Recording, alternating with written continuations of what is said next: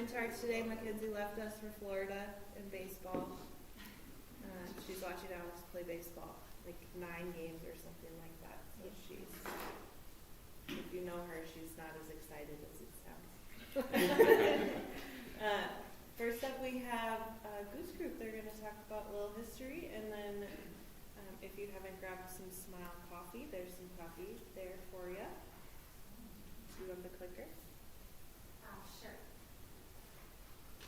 Okay, I've done this for like 20 years, so let's see. Okay, so I was asked to come and talk, or we were asked to come and talk about Goose Group. We started roasting our own coffee. But before we talk about roasting coffee, I thought we should have a little history because we've been here for a long time. I don't know if everybody knows what all we are. I'm Laura Durkee.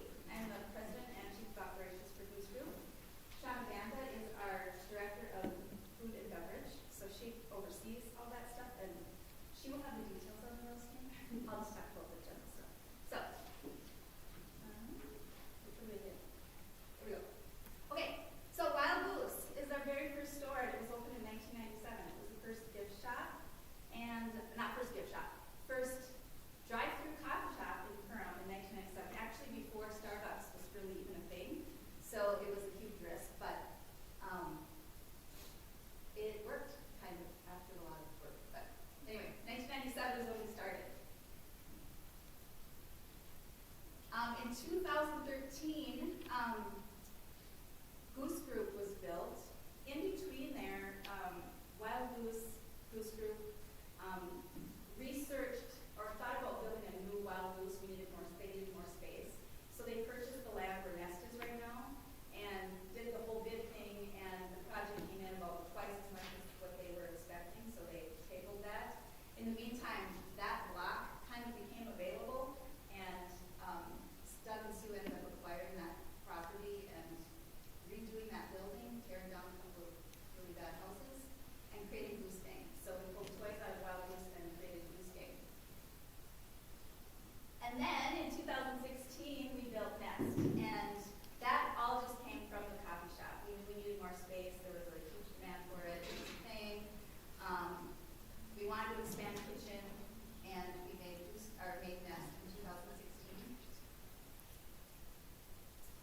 And then, of course, as you know, things kind of went crazy with the pandemic and a bunch of other things. So we maintained our building. We were able to pivot through COVID like everybody else. In 2021, we were invited by a friend of ours down in the Canby, Ohio County to come and look at a building down there that was closing that they felt was really important to their community. And we ended up buying Mill Pond Mercantile Building, which was a big gift store in downtown, and we created Lucky Duck in New London. And at the same time, Happy Soul, which was a women's clothing boutique next door, went up for sale.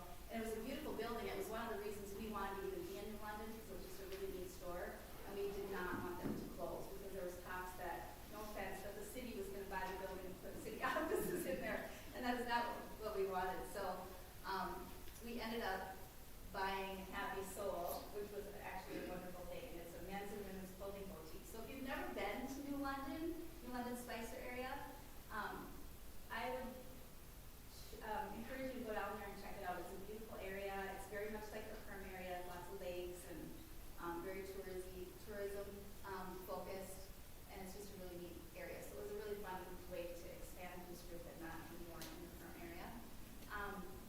And then in 2022, we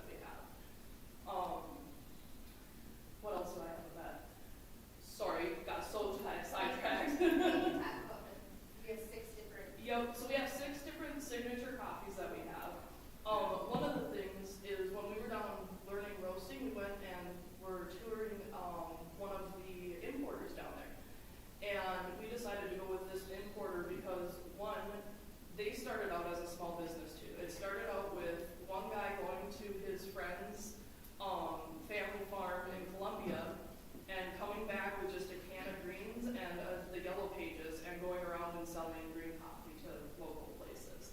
So we like that they also had the small local start. And this importer that we're using, they specialize in programs with all these different origins. So there's women producer programs where the women-owned farms are getting a premium on top of their quality of coffee to help close that gender pay gap. There's also programs in Colombia where they're making it more, they're incentivizing it so that way they grow coffee versus other illegal substance. They're making it more profitable to grow coffee versus sending illegal things out of the country. And we just really like all the different programs that they had in the typical fair trade and organic as well. So yeah, we've got 6 signature coffees. This area really likes their dark roasts. And so one of ours is Pine Lakes, and it is our true dark roast. Like, seriously dark. But that's what this area loves, and so we've got that for this area. Black Ice is the one that we're serving today. That one we use as our cold brew. It is a super smooth blend. And it is probably one of our most versatile, where we've used it as a cold brew, a pour over, a drip coffee, a French press, and it works for all of them.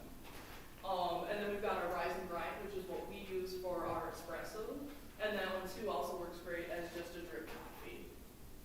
And then of course we've got our blueberry strudel, which blueberry has been a staple of Find Your Goose for many years. And then we've got our Happy Camper. That one was a fun one that I enjoyed creating. I wanted that one that was like, that made you feel like you were at that campsite, early sunrise. You know, it's just you and nature, and you just needed this bright cup of coffee to wake you up in the morning. So that's our Happy Camper. So that's a bit about our coffee and how we got started. Do you have any questions with any of that? So Shawnee, you're roasting out at this rental.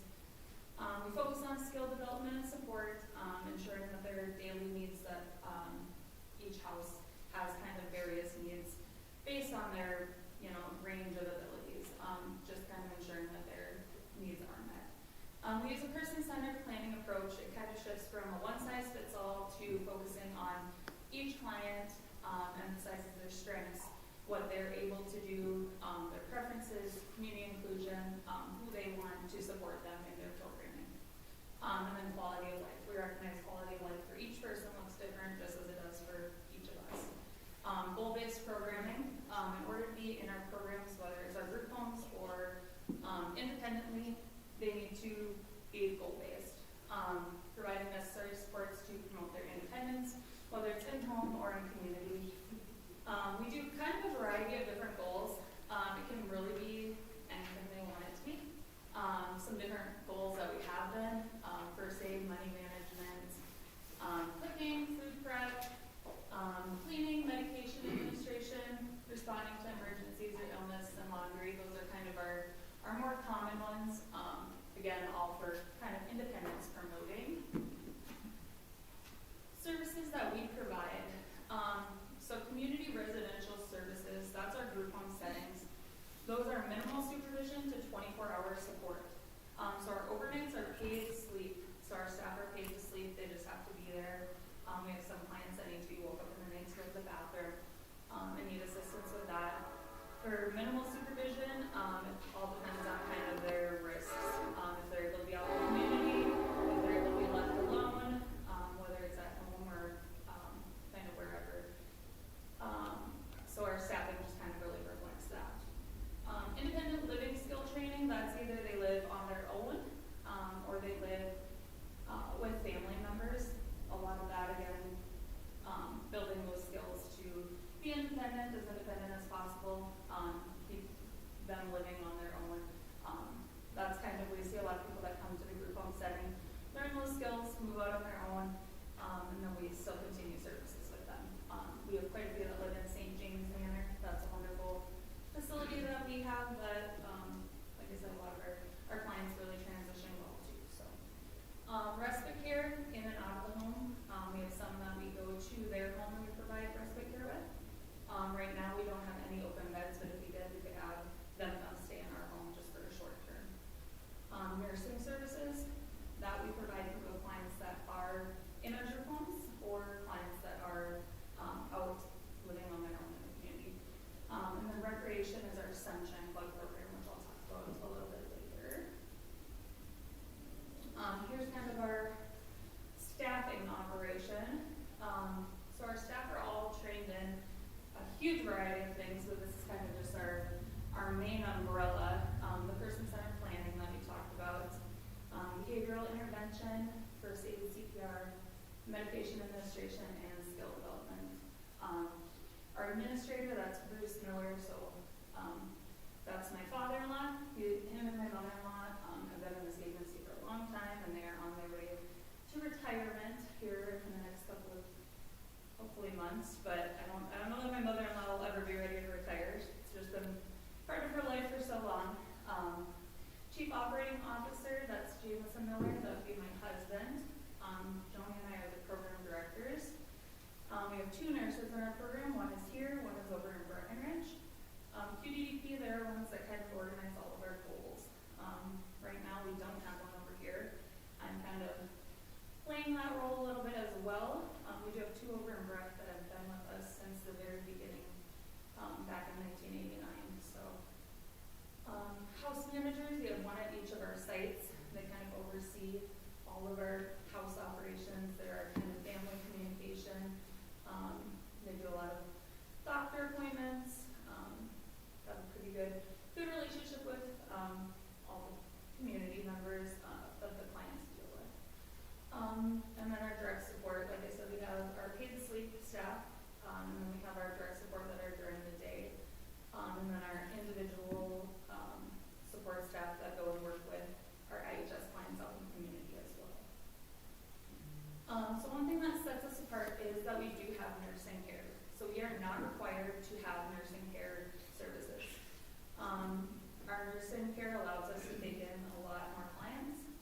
It allows us to keep our clients longer. We have a client that just came back to us last week and got placed on hospice. And I remember the doctor looking at me like, "You guys are going to take her back?" I'm like, "Yeah, she's come home." So just being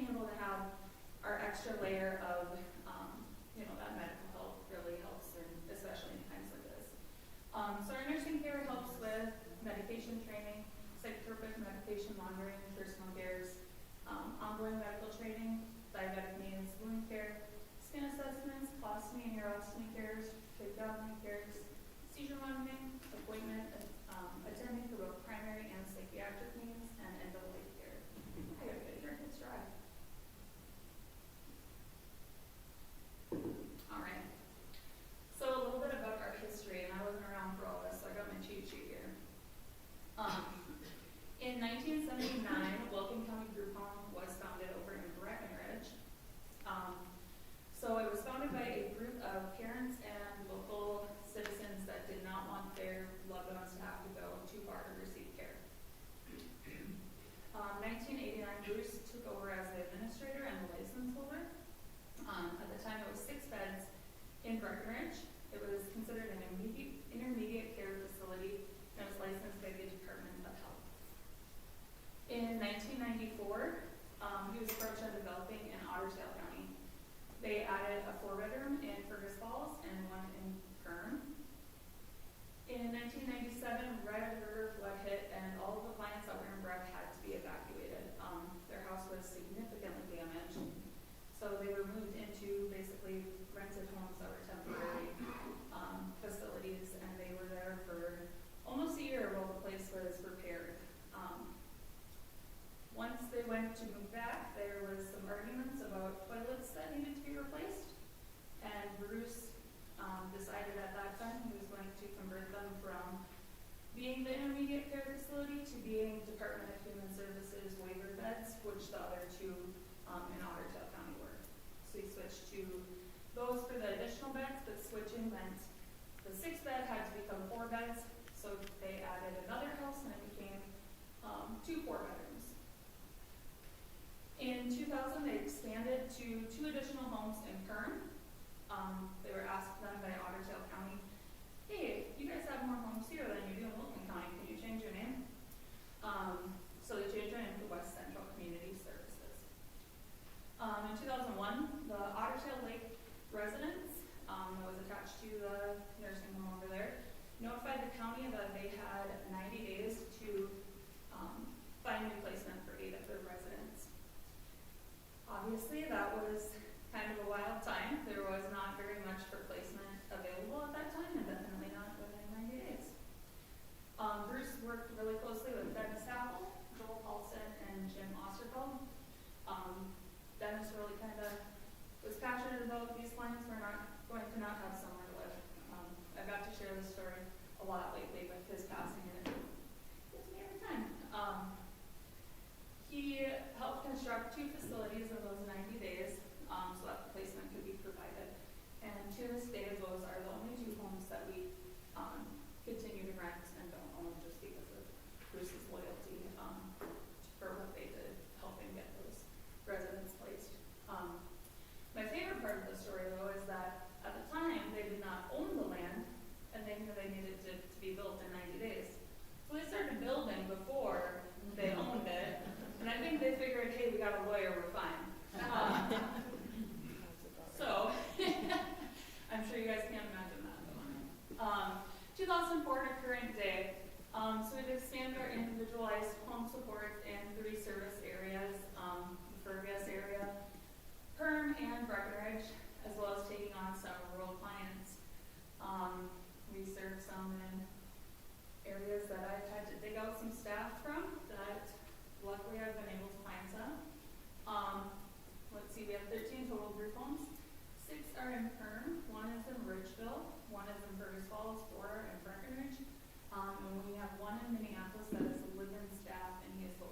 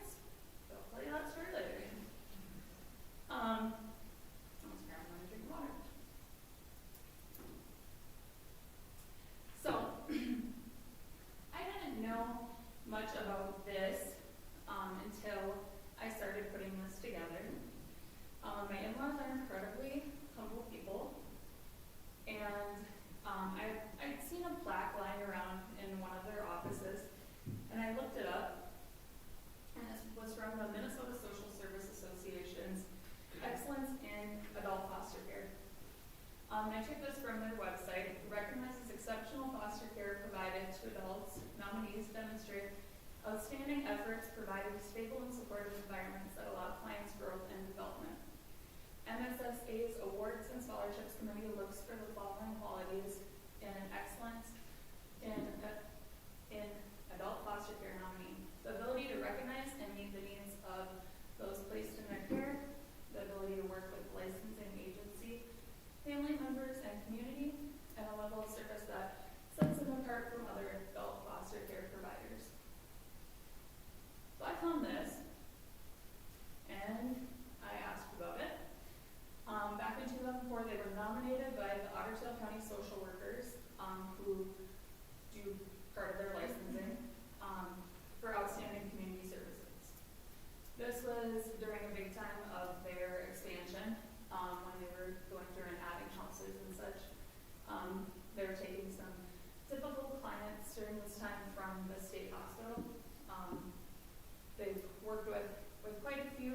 We have one to this day that is still with us and very stable, doing well.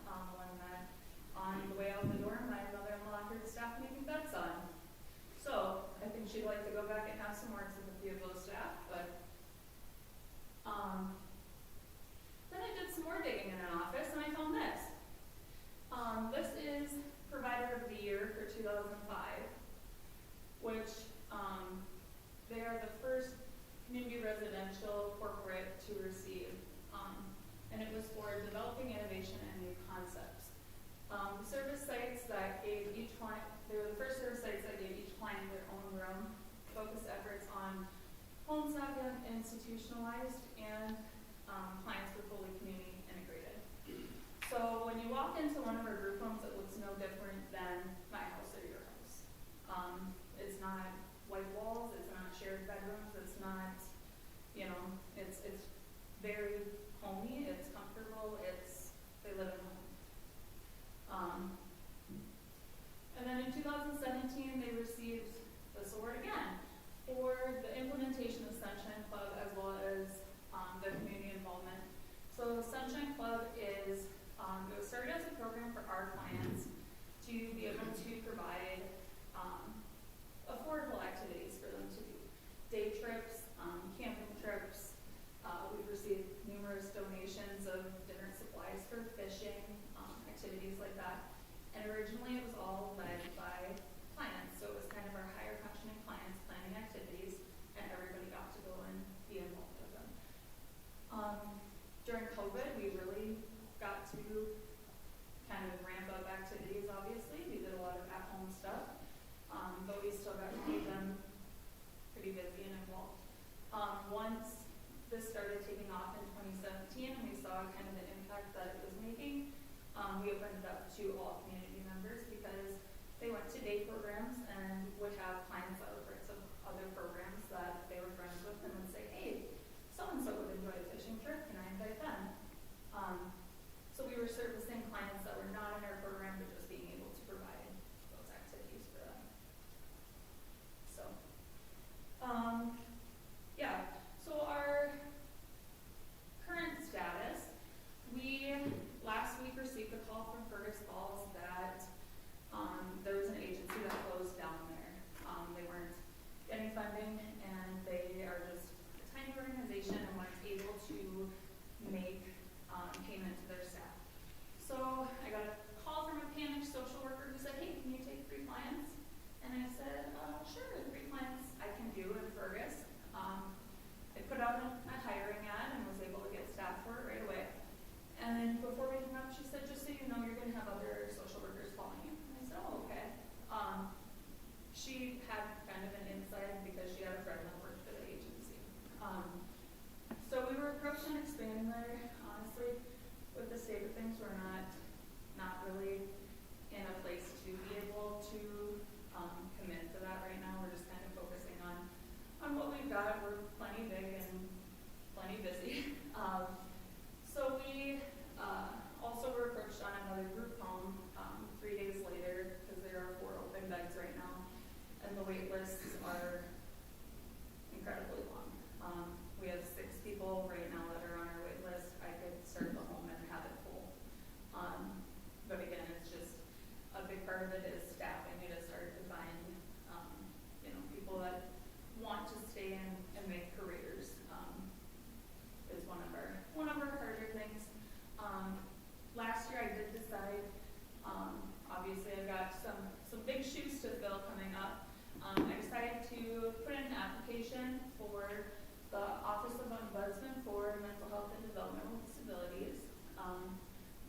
I'm really passionate about is rural areas.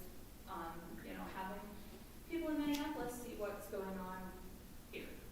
I realized after I sat in numerous meetings that the people that were making some of the decisions for our people were not familiar with anything that our clients were struggling with, anything that affected our staff, and that was something that obviously unless somebody was in their ear, it wasn't going to change. I was selected in June and started in July. I had the opportunity in October to ask the head of DHS a question about one of her services that really changed was 3 consecutive hours of our IHS, which is our individualized home, so our people that live on their own or in the community. We can now only do 3 hours with them, which I said that doesn't work for us.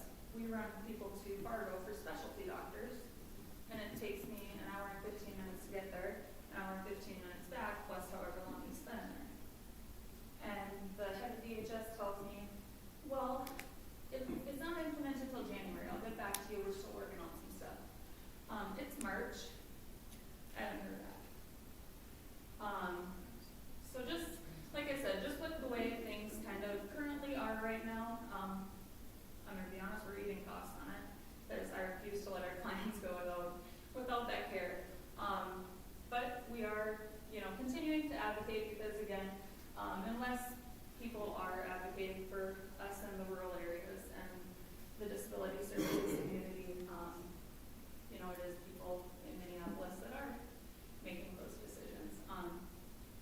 Again, you know, thanks for letting me be here today. Even if you don't have any tie to the disability community, I always tell people it is the quickest population that people can be a part of. I have dealt with clients that one gentleman, he was a doctor chiropractor, ended up in a bad accident and became disabled. So I mean, there's a lot to be, you know, thankful for, and definitely a lot of things that people, you know, don't consider when it comes to disability services. And yeah. Thank you. Any questions for Hannah?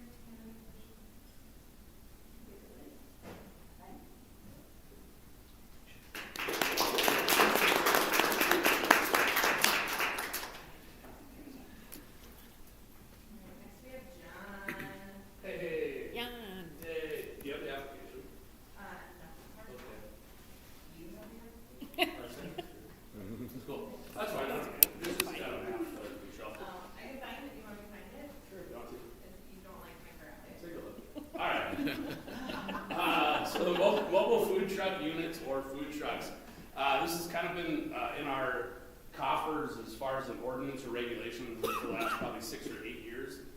It started back, think of 1894 when they first started, they had a food truck, right? And so they came in and asked, hey, where can we locate all of these different locations, these different opportunities? For the past 6 years, we've basically said food trucks are welcome in Perham, but you have to be located on private property. So 99% of the time, perfect, worked out great. Obviously community festivals, different things like that were exceptions to that.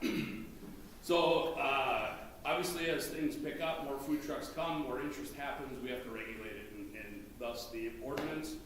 It really doesn't change a whole lot. The only thing it really does is we ask that all food trucks register with us. We have 3 different permit lengths. So if they're just going to come to your business for a day, it is $30 for them to register with us. That way we know they're there. We get some basic information from them related to, you know, how big is their propane tank, what are they using for heat, those types of things. In case there is an emergency, our people need to respond. We have that information. So that's really kind of part of the registration, so we know where and when they're going to be located and what type of emergencies we might get called to. So one of the things it also does is it opens up public spaces for food trucks. So again, before it was 99.9% private property, they were welcome. Now we've opened up some streets and some different areas, park spaces and those types of things for food trucks to come. So if they don't have a connection to a local business or permission from somebody that they can come and locate during specific days and times where there might be more people in those areas. So, yeah, we just kind of going through some spots. So we try to pick places in, obviously the industrial parks to capture on some of their shift changes and lunch hours as they have short turnarounds and time frames. We also have a few park locations up in Arvig Park by the dog park, the sliding hill, the softball fields, little league fields. And then also kind of the west industrial side by Shears and Tuffy's as well. As you can imagine, Perham has a lot of truck routes, a lot of heavy traffic roads, so a big part of that was regulating it so that these trucks could be located, people could have enough room to park and safely get to those food trucks without obviously walking across heavy traffic roads and or having those types of issues. So, yeah, again, the application is the new part, the registration is the new part. It shouldn't change much as far as how businesses and everybody's operating. An annual permit for a food truck, so if they are going to come multiple times, we have one that's already applied. They've been located at the Perham locker plant, so they got an annual permit. It's $300 a year for them. They can be there up to 5 days a week without moving. So you'll see their truck probably sit there for 5 days. They'll relocate it. I think they got permission from Pizza Ranch. They'll be there on Sundays and then just move around as the summer kind of happens. So some really good feedback. Of course, we are not the only city with a food truck ordinance. We are probably one of 90% of cities that have them. They are regulated. There's a lot of reasons for that, as you can imagine, but most of it is safety and traffic concerns. So another example, Disgruntled has food trucks all the time, so nothing changes as far as the ability to do that. We just ask that they come and register, fill out so we know that they're there, and we have all of their information. And we can also verify that they're certified through the Department of Health and all of that. So, questions, thoughts, disagreements? No. Okay. Perfect. All right, that's it. That's all I got. It's basically just a brief update. It's a little bit of a change, but again, the grand scheme of things, nothing really changes. It is obviously a little different because they have to pay for that registration now, but again, that's processing as we have to have both our police chief, fire chief, and myself review those applications. So it's a time and effort. As businesses, John, then it's up to us to make sure that we have a food truck that we're saying, oh, wait, we need to register with. Yes, one of the things as a business community is that you check and verify that they have a city registration. Yep. That would be probably the easiest. And then that would verify too that they have a Department of Health license and their current work comp and all that too. So, Is that like a, this is maybe I should ask this on, but could we have like a list of which food trucks have, like, could the chamber have a list yeah. of all of So, them that are registered? yeah, as we get those in, the annual permits obviously are going to be the easiest. The single day ones are a little bit tougher. So if you think of Turtle Fest, for instance, when they register with the chamber to be here for Turtle Fest, they'll also register with the city. They'll probably just do a single day, so 2 single day permits. So it'll cost them $60 plus what the chamber charges them to be here for Turtle Fest. What was the third type of permit? Was there days? So we have a single day, so you can get a single day up to 3 days, and then we have a 5-day. So you can get a 5-day permit multiple times a year. So that obviously allows you to be here for a week, or a week of business days. If they're not quite sure, and then the annual permit just gives them What's the 5-day? Can you read it? the 5-day is 60. It's on the 100. Oh, I just put it back up there. That's fine. Thank you. Yeah, 100 days, sorry. Yeah. Yeah. So if they know they're going to be here more than 3 times a year, it's easy just to get the annual permit.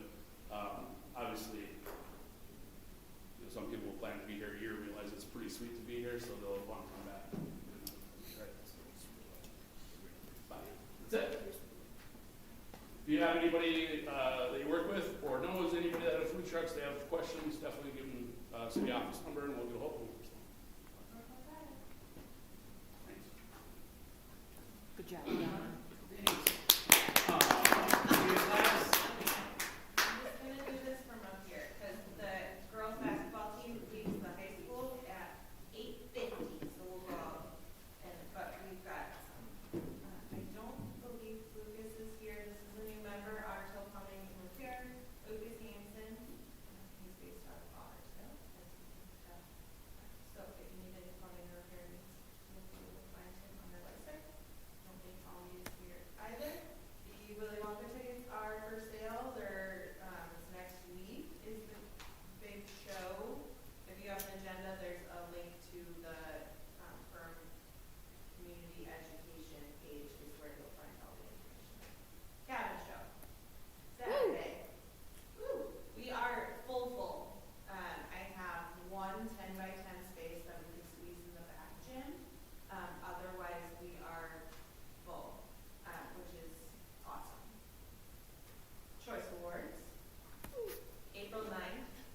Tickets are on sale now. We're just flying through it. So if you have questions, want me to stop, it's all our stuff. So it's stuff you'll just be bombarded on Facebook about over the next week or so. So tickets are on sale. Firm.com/Choice Awards. Easy peasy. These are our winners. Jan Carta is receiving the Humanitarian Award. Justine Anderson for leadership. Dave Shornack is getting inducted into the Chamber Hall of Fame. The Humble Servant Award, that's kind of like it's not an every year award, extra special one. That one's going to Dean Simpson this year. The only previous recipient was Jim Johnson. Jim Johnson. Why did I say not Bob? His name's not Bob. His name's Jim. As a business is going to the PAC, Small Town Spirit, it is North Times Market, and then the volunteer award is going to go to our Fort Turtle Race crew members. There's a whole bunch of them that have helped out over the years, but these four are the ones that are still coming back to this day. We have Jerry, Betty, Phyllis, and Louise. Louise is the clown. You probably won't ever recognize her, and she's a very beautiful lady, but she puts all that stuff on, and I honestly, for like 2 years, I had no idea what she actually looked like. Any updates for you guys? Your summit. Oh, yeah, just quick, the housing event is Thursday. If you haven't registered, if you're interested, you can register online. I would not be offended if you just show up either, so that'd be fine. It's out at the golf course, Thursday from 9 to noon. We're gonna talk all about housing in Fern. That's it.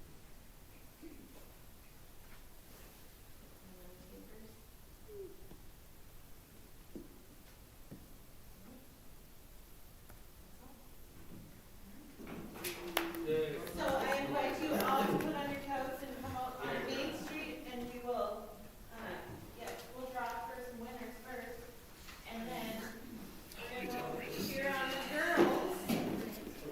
We have 5 $25 Silver Moon gift certificates. So you each get Trev 25. Trevor gets 1. Trev had 2 sheets. Trevor. Did he register twice? Thanks, guys. Do you want to give a speech? No. You got anything at UCB? Usually you have an update. Erica. Katie, nothing for Elevate this week? This month? Erica. Laura. Laura Bierke.